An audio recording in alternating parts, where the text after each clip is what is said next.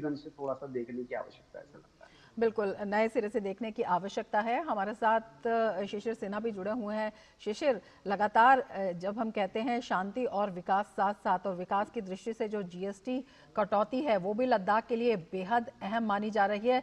किस तरह से ये वहाँ की जो स्थानीय अर्थव्यवस्था है उसको मजबूत करती हुई दिखाई देती है?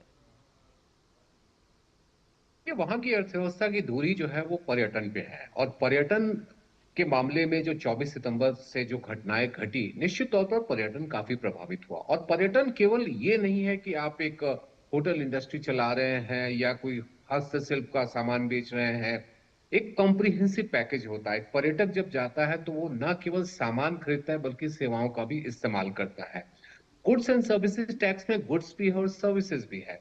दोनों के मामले में अगर वहां के स्थानीय अर्थव्यवस्था में बदलाव आता है, इस तरह की जो वार्ता हुई है, इस तरह की जो बातचीत हुई है, उसका सबसे बड़ा फायदा यही हुआ कि जो गुड्स एंड सर्विसेज टैक्स जो 22 सितंबर से लागू किए गए, और अब जो वहां पर एक शांति की प्रक्रिया जो है वो बहाल हो रही है, वहां पर एक सामान्य, शांति से ज्यादा मेरे लिए उचित शब्द होगा, सामान्य व्यवस्था जो बहाल हो रही है, उससे और जीएसटी का दोनों का कॉम्बिनेशन ये होगा कि पर्यटक जो वहां पर आएंगे वो वहां की अर्थव्यवस्था में एक बड़ी भूमिका अदा करेंगे।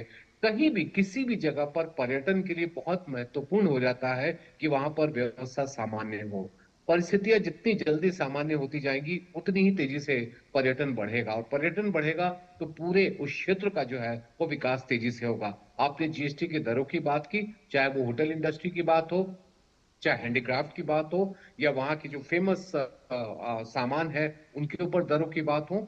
उन दरों का फायदा तभी मिल सकता है जब लोग वहां पर पहुंचेंगे, और लोगों के पहुंचने के लिए व्यवस्था का सामान्य होना बहुत जरूरी है। और मुझे लगता है कि आज की बातचीत के बाद उस दिशा में हम एक महत्वपूर्ण कदम उठा रहे हैं। बिल्कुल, इन कदमों पर हम बातचीत जारी रखेंगे, लेकिन वक्त हो चला है एक ब्रेक का। आप जुड़े रहिए डीडी न्यूज़ के साथ।